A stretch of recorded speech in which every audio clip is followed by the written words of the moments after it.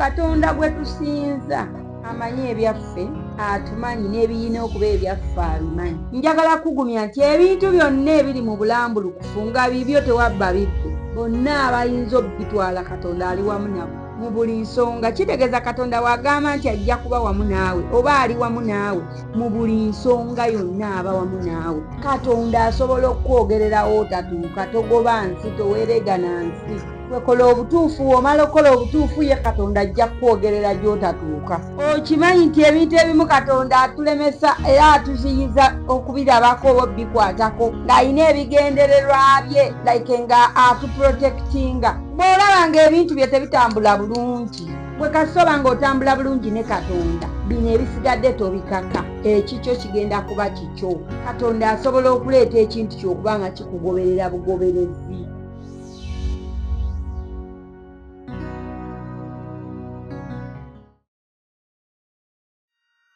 Mukama waffe omulungi yeebazibwe. Amannya nze Betty Serwadda, omuweereza wa Mukama, ate nno mufukeko amafuta.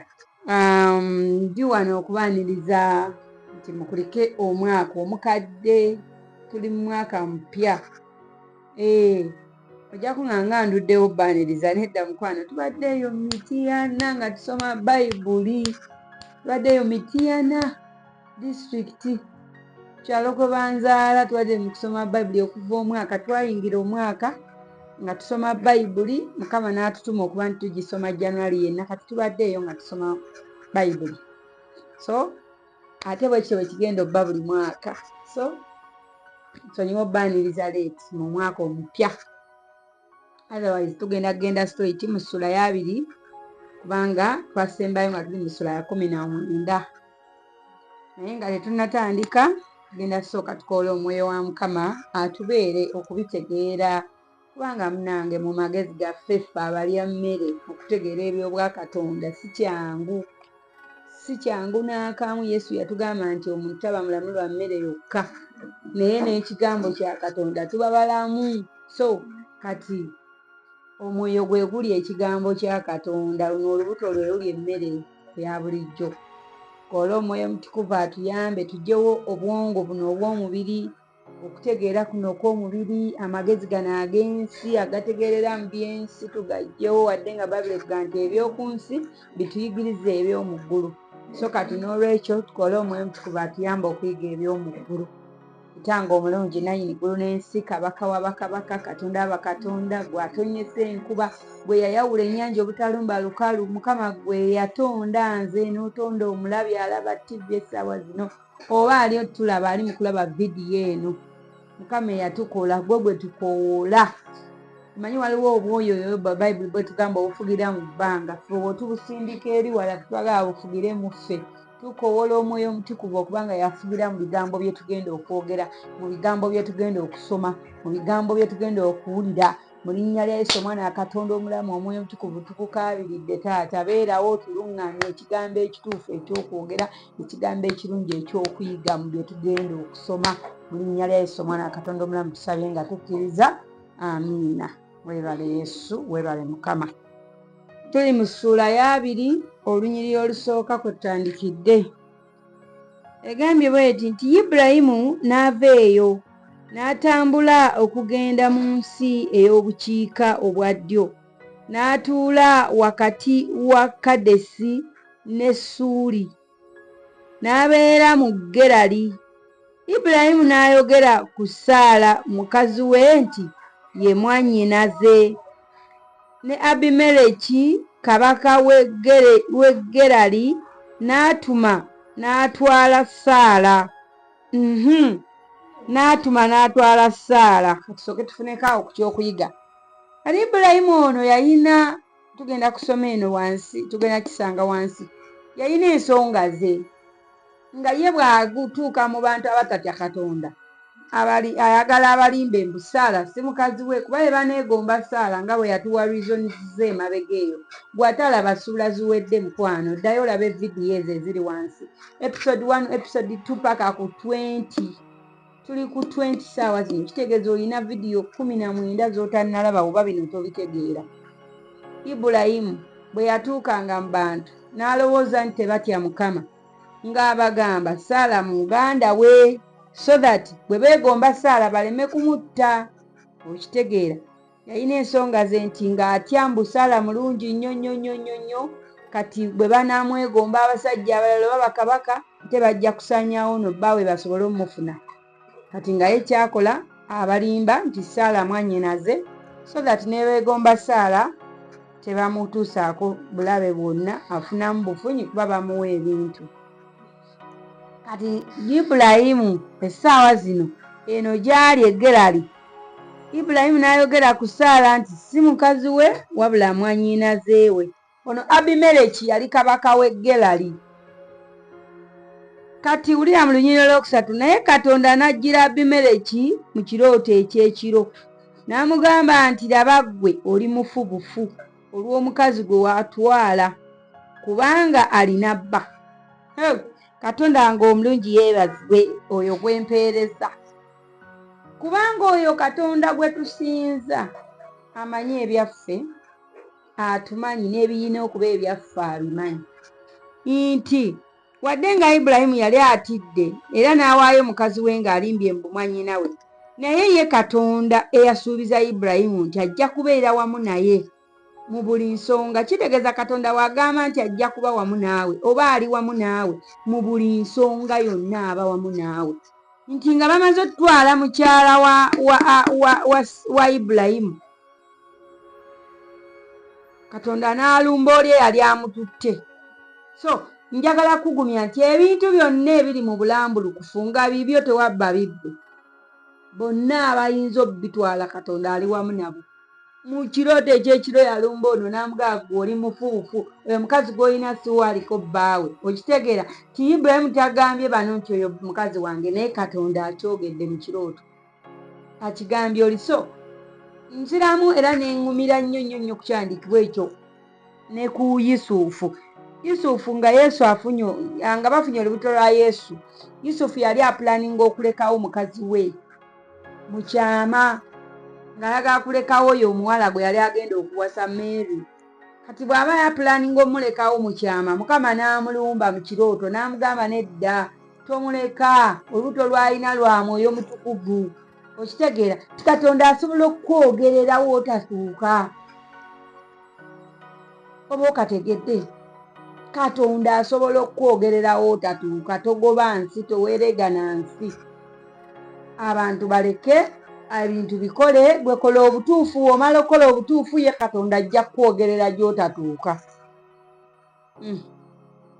Olunyiriro lwokuna, era Abimereki yali nga tannamusemberera, n'ayogera nti Mukama olitta eggwanga newankubadde nga tuukirivu.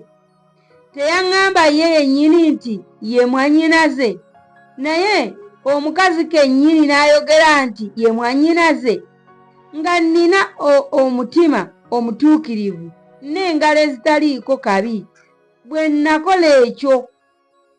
Katonda n'amugamba mu kirooto nti weewaawo mmanyi nga wakola ekyo ng'olina omutima omutuukirivu, era nange n'enkuziyiza okunnyonoona, kyennava nnema okukuganya okumukwatako. Gwe Mukama yeebazibwe. Okimanyi nti ebintu ebimu Katonda atulemesa era atuziyiza okubirabako oba bikwatako ng'alina ebigendererwa bye, like nga atuprotectinga. Kubanga ono abadde yeewaana nti alina engalo entuukirivu, omutima omutuukirivu, era ye teyakwata ku mukazi w'oli, naye Mukama amugambye nti ye yamuziyiza, Katonda ye yamuziyiza. So bw'olaba ng'ebintu bye tebitambula bulungi, tobikaka. Katonda gwe kasoba ng'otambula bulungi ne Katonda, bino ebisigadde tobikaka, ekikyo kigenda kuba kikyo. Katonda asobola okuleeta ekintu ky'okuba nga kikugoberera bugoberezi. Naye ne weesiba ku musajja, omusajja takwagala, n'omuyirawo omubiri takwagala, omuwunyira nga biseseme, naye ng'ate gwe omwagala nga lindaazi. Kati lwaki tomwesonyiwa? Oyo Katonda aba amuganye okuba owuwo. Okitegeera? Obeera osika kitajja ddiba lya nkoko, ogenda na byoya. kati wuuno Mukama agambye ono nti nze ye yakuziyiza, Katonda ye yamuziyiza kuba yali akimanyi nti ono alina nnyiniwe, naawe olina nannyiniwo. Okitegedde? Olina jjo okukwagala n'okusingako bw'olowooza.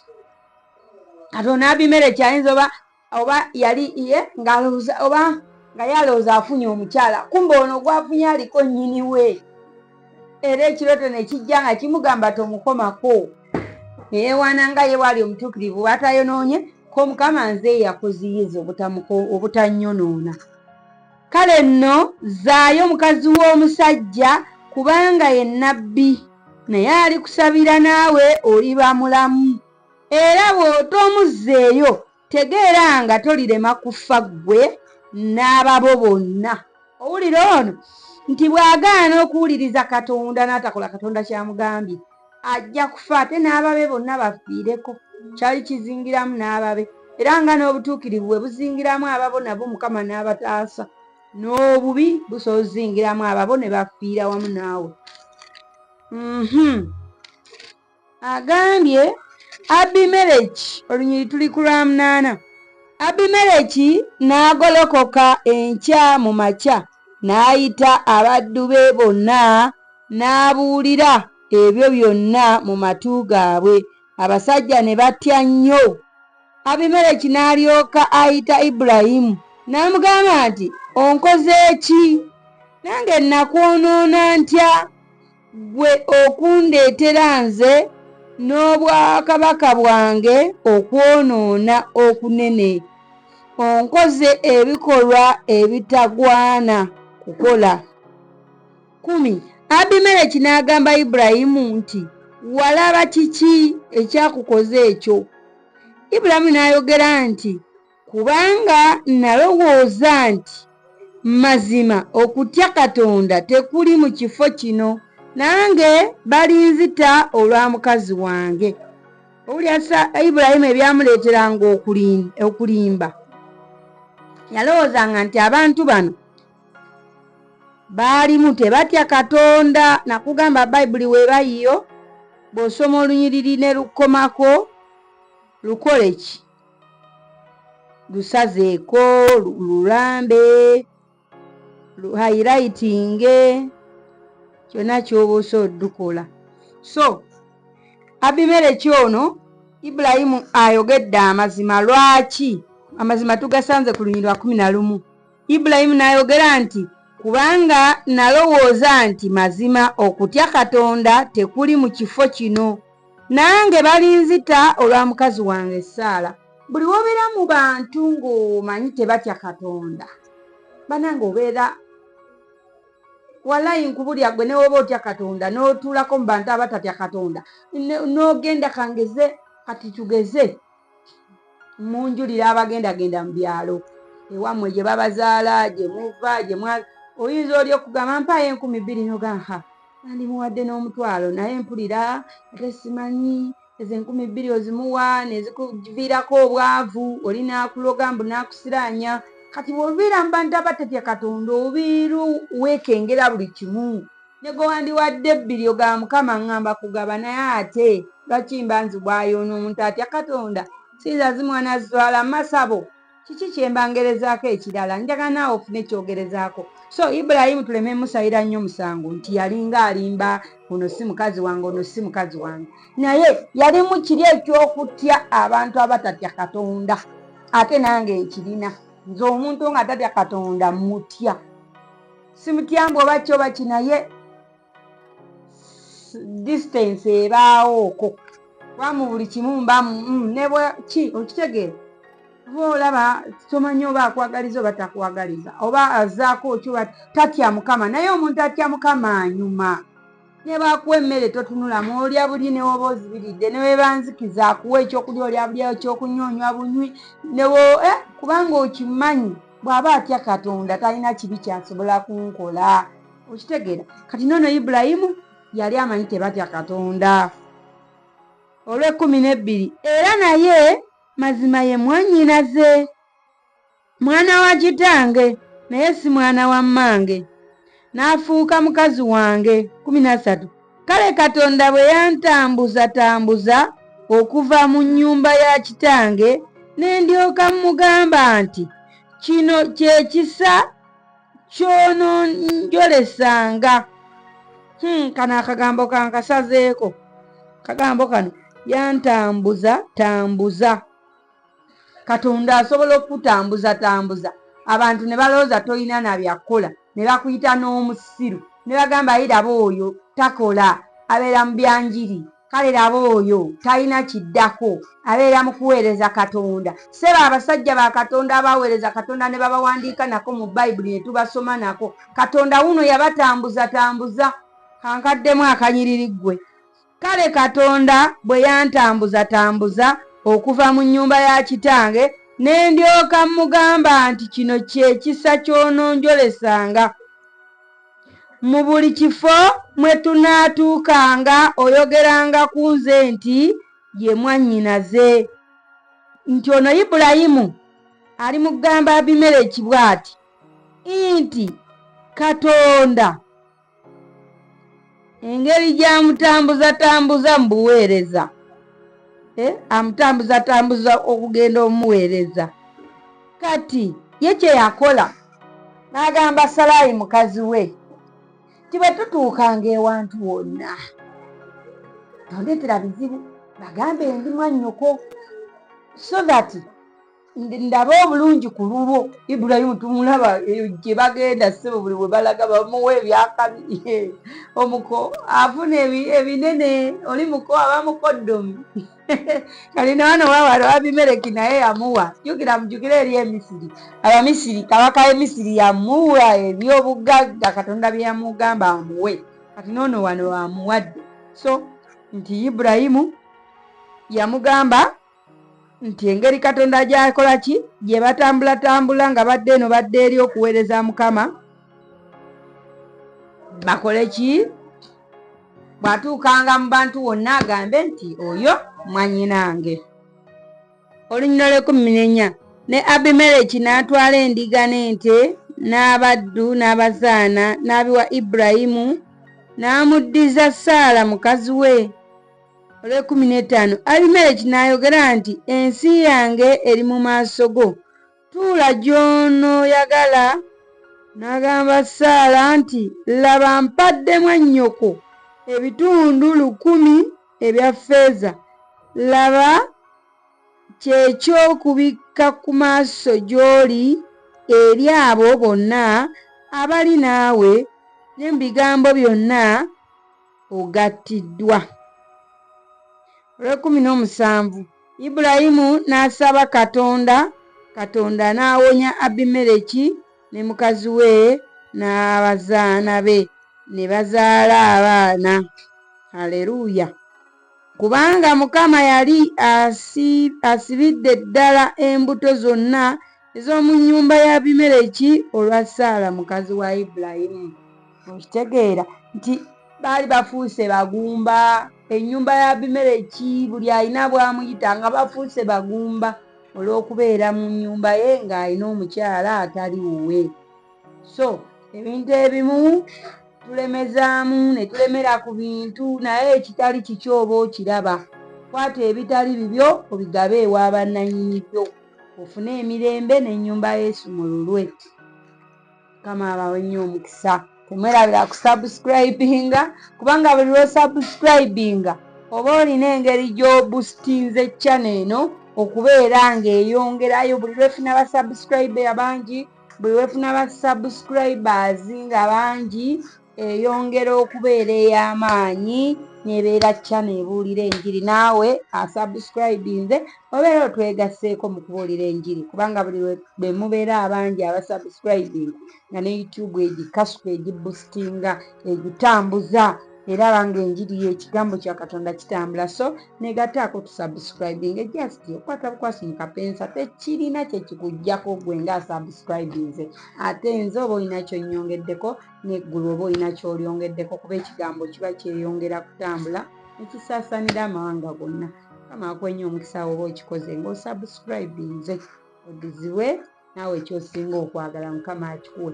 Mpozi n'ekirala temwerabira tugulira abantu Bayibuli bayibuli gamba muno nti bayibuli tugabire abantu zi bayibuli. Bw'oba onoonya ekyokuwa mukwano gwo ng'ekirabo mugulire bayibuli. Bw'oba nga kale gwe boolina bonna abakuliraanye omaze ozibawa leeta wano tugabe tuweereze bayibuli. WhatsApp namba kweri, essimu zonna MTN, Airtel osobola n'okukuba osobola okukuba yiino wano ngiina era wookubira ngira bugezi. Hello, ninayo bayibuli 7 zino ne Betty ozigabira abantu nga nkugamba thank you so much. Atugabira abantu bayibuli ng'ekigambo kya Mukama kitambula ng'abantu bayiga okutya Katonda nga tutandika obbeesiga tewaba bulimba mu nsi. Mukama abawe.